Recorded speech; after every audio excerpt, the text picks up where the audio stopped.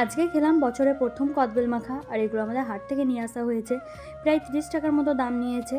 আর আমি মাখা করেছিলাম ধনেপাতা, কাঁচা লঙ্কা আর বিট নুন দিয়ে, বেশি কিছু দিইনি কারণ কদবেলের টেস্টটাই চলে যায় তাহলে।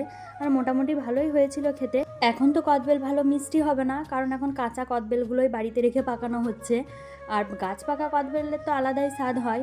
আর হ্যাঁ, একটা ছোট্ট বুনি কমেন্ট করেছে, হ্যালো দিদি, আমি তোমার সব ভিডিও দেখি, তুমি আমার নামটা নাও, আমার নাম মুস্কান আর রুকসা।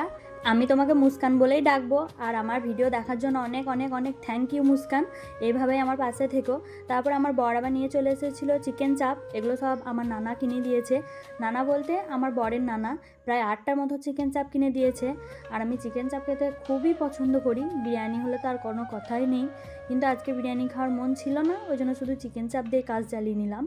আর হ্যাঁ, আমার ভিডিও যদি তোমাদের ভালো লেগে থাকে, চ্যানেলটি সাবস্ক্রাইব ও ফলো করে পাশে থাকো। চলো টাটা।